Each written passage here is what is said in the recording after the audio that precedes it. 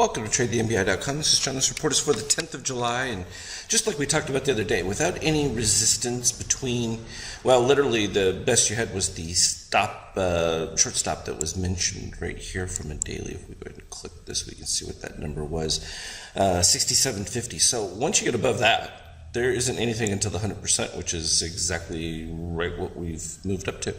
And so that fits consistently with what we were seeing from, the original dip below the orange line right here and the red candle, and then the moves above the key thresholds. First it was 61%, then it was 76, and to the 100.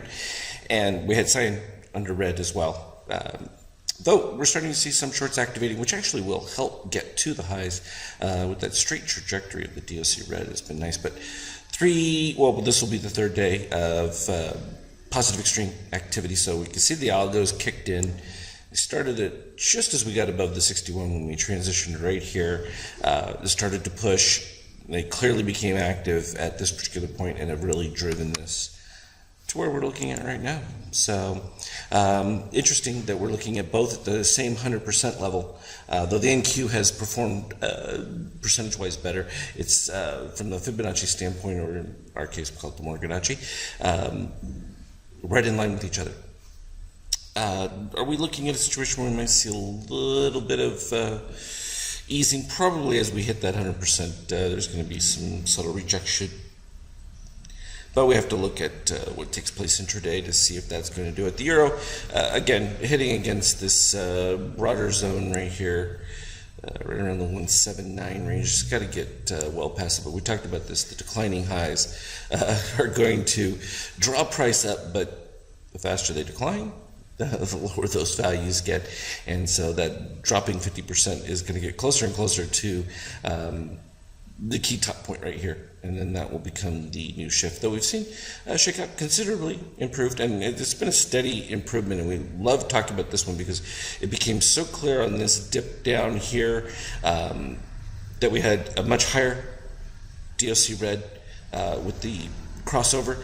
Got back to the same 23%, but when we revisited that low, we were all the way in a new zone from the prior level. So you went from negative 13 into what we call the no spark zone, but coming off of the previous lower red positive, you have a little bit better chance that that's going to produce something a little bit stronger. Now, it's been a stronger trend run. Has it produced the massive spike or whatever? Well, maybe not so much, but that's not necessarily the criteria of gauging whether or not you're still trending in a move that's going in one direction, in which case that would be the higher direction. It's just back and forth. This crazy yield situation comparative to what we expect from inflation vis-a-vis oil, still way high. It'll be interesting to see how much of an impact that has going forward. We knew at the beginning of the year that there was going to be a ramp up of growth, and we saw it with the beginning of the oil prices. The slight downturn that we caught was probably just a little bit more seasonal situation. So I think we're pretty close back to normal, what we would expect from that. This is going to have to continue to climb. Gold way cheap relative to what general expectations of what inflation are. As we see labor participation in that improve dramatically, that was always the benchmark that I was gauging for constricting labor supply, and that will drive wages more than anything. And once you have wage increase, the Fed knows it too, that they'll be behind the curve at that point, but they've been way ahead of trying to slow this economy from day one. The thing is that once you get dynamic growth, you can't control it, and this is one of those things that drives them nuts because they think they can control everything, and you can't. You can keep things depressed for a very long time. That isn't really control. That's just depressing something, pushing a filled ball underwater. Yes, you can hold it underneath there, but it requires a lot of constraint, and that's what they typically do with interest rates and that. But once it pops, that ball usually comes out of the water and bounces up. So, and then it comes back down. So this is part of that inflation that you're seeing here being built into the market. Because some people say, oh, valuations are too high. Well, no, they're not that high. If you're expecting potential high-end single-digit or even double-digit inflation, market would be cheap.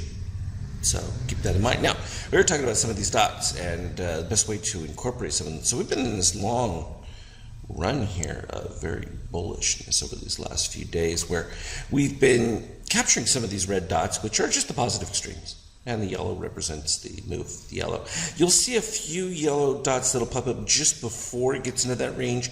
And that's just because the range is a little bit more open than just the cyan ones. I didn't want to have too much yellow and red. We really want to notice when there's a significant amount of aggregate algo activity. And literally, it's like I said, when these blue dots pop in there, we know that we're getting to a point where we have the potentials of some of the keys that we look for a little bit of a retrace. Now, in this particular case, all we kept seeing was new highs being made after that. And critical in that is seeing the breakdown of that green going below red. And that doesn't really even take place until, well, it happened right here. But you wouldn't want to be shorting that one or even this. You'd really, whenever you get these blue dots, you really want to be looking to shorting right near the 100% levels. That way, if there's any easing, it's profitable. Because at this particular point, even from these standpoints, the longs that are buying this setup, it all gets retraced back mid there. And then we started the next part of the day after that reset, which all produced these dark blues. So you can see the dark green is just the dip below the red line above the 50%, which tends to mean that you've reached or oversold. You're above the 50%, so your first improvement in shakeout becomes an opportunity to re-enter to the upside. So if we look at what happened yesterday, pretty straightforward. We started with the positive extreme activity right off the get-go. And pretty much it stayed that way until right here. You can see there's the blue dot, and you would have to wait till the next bar to get to the highs, which were, in the 74 range. And so we'll say, oh, but it didn't move a whole lot. Well, you still went down to 70. So it was still 4-point move, but you've got to be considering those. Even if they close below the high, you have to wait for a move back up to it. Likewise, we end up here, positive extreme. Then you get the blue one now. That's near the highs and right at it, and you get an even bigger decline. So this is within a huge bullish run. So right here, when this pops in, am I shorting at this spot? No. Why? Well, number one, I got the strong rising green and rising shakeout, but I'm not even at the highs. So you really can't even do that until your next set of them comes in with the positive extreme, which is the red right here, and that's right about here, and you're right at the highs. So the close 82.50, the high 82.75, that tick, that's reasonable. Well, what happens to the next bar? You already dropped down to the low of that period. And even if it got back up to there, the exposure in doing that is much more limited. The difficulty is buying this dip right here for a lot of people, because looking at it, you're thinking, oh my God, this could break down and so much to fill back in place. But without shakeout going negative, that's not likely to happen. When you get to something like this, I would consider this one a lot weaker, and it still held on. Because you stayed above the 61%, and actually, if you're looking at this other line there, that's the short algo. So it's important to see that distinction. So where are we at right now? Let's expand this one so we can get a nice clean look at it. There we go. Started off again, gold, suggesting that. And you can see all these golds that came back in here from a paint bar standpoint, just expecting to go to the highs. Well, when you get it at the highs, it doesn't really help a whole lot, I guess, because you're already there. The blue, though, Azure rising, it's kind of a warning. Yes, it can continue, but usually that with positive extreme, it's peak out time. You could have shorted at the close of that one, and then you'd be like, oh no, I'm underwater. The close of that bar was 95.25.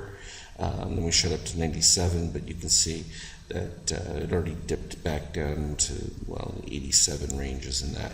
So plenty of opportunity within these setups. A lot of people get concerned about it.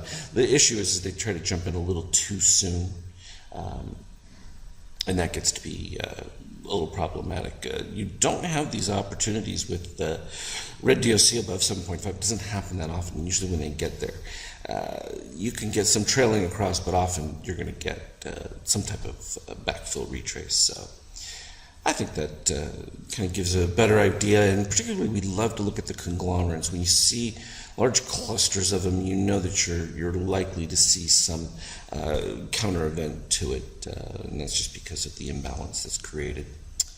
As always, though, I will put up charts as warranted. Trade well. We'll talk again later.